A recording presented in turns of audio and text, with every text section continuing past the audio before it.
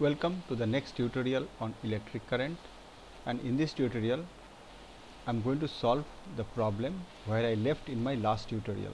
In my last tutorial I solved the part A and part B of the question number which is shown in figure 2.1, and the one here is not solved yet because I left it because I was running out of time.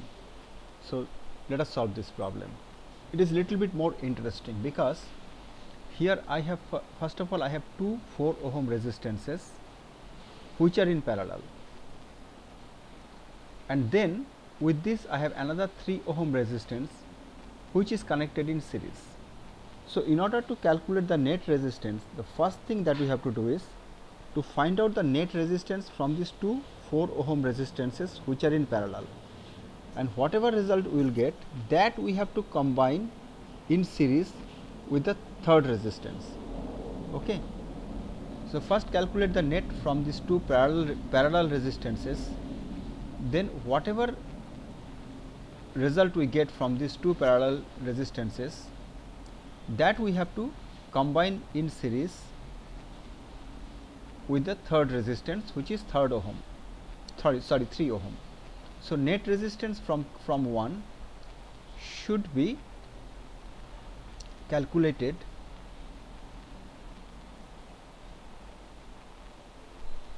with this third resistance, that is 3 ohm, in a series connection.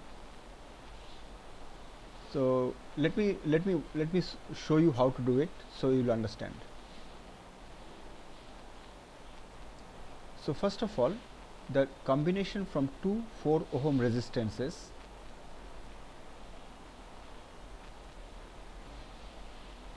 (4 ohm and 4 ohm) in parallel,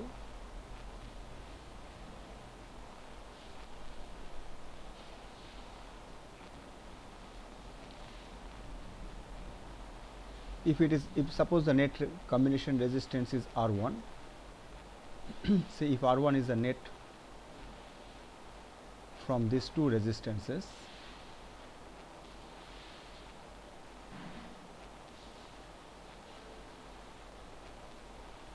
then from the law of parallel combination we know that 1 by R1 equal to 1 upon 4 plus 1 upon 4, which is 2 upon 4, that is 1 upon 2. Therefore R1 equal to 2 ohm. So first we got the 2 ohm from the two parallel resistances. Now this 2 ohm should be connected in a series with the 3 ohm resistance. So let me show you how it is, how you should tackle this problem. So this was the initial case. I have two 4 ohm and two 4 ohm in parallel, then another 3 ohm in series. Now these two parallel resistances which are 4 ohm and 4 ohm, which is now equivalent to a 2 ohm resistance. So I can replace that with a 2 ohm resistance because that is the net resistance from this parallel. So now I have to think as if it is a 2 ohm and a 3 ohm resistance in series. So if the net resistance be R, then R will be 2 plus 3, that is 5 ohm.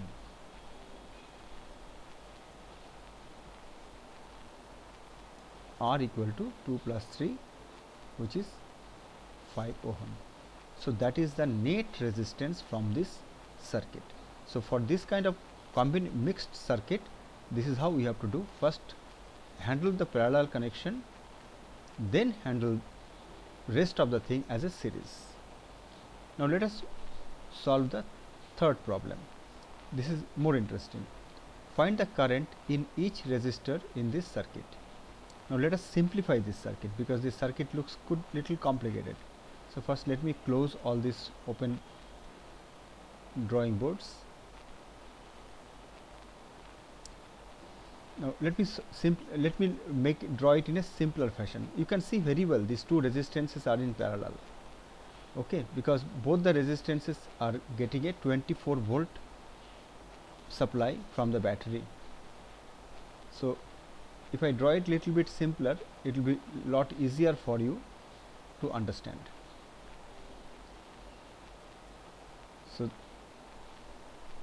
So these are the two resistances which are in parallel and connected to a 24 volt battery. One is 6 ohm, another is 4 ohm in parallel with a 24 volt battery. Now what is the current flowing in each resistance? What is the current flowing in 6 ohm and what is the current flowing in 4 ohm? Because each resistance will have a different current flow, that we know already. So let the current flowing in 6 ohm be I1 and the current flowing in 4 ohm be I2, and of course the net current flow is I. Okay, now what is I1? We know that potential difference across this resistor is 24 volt because this is parallel. So every resistance will have same voltage, and V voltage equal to 24. Therefore, V equal to I into R from Ohm's law. We get for V it is 24, I is I1 and R is 6. Therefore, I1 equal to 24 upon 6, which is 4 ohm, 4 ampere. So the current flowing through the 6 ohm resistance is 4 ampere. Then what is the current flowing in the through the 4 ohm resistance? Let that be I2. Then again we get from V equal to IR, V is again 24 volt, I is I2 here, and resistance is 4 ohm.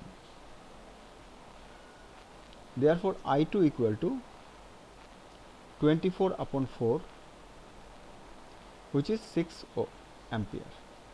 So current flowing through the 4 ohm resistance is 6 ampere.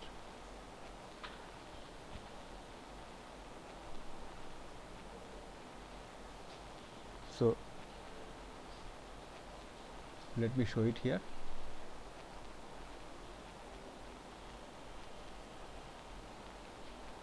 So current flowing through this 6 ampere resistance, 6 ohm resistance is 4 ampere, and current flowing through this 4 ohm resistance is 6 ampere. So to solve this kind of problems, sometimes it makes more sense if you can draw the diagram in a more simple manner and then solve the problem. It will be a lot easier. I'll see you in the next tutorial with more problems.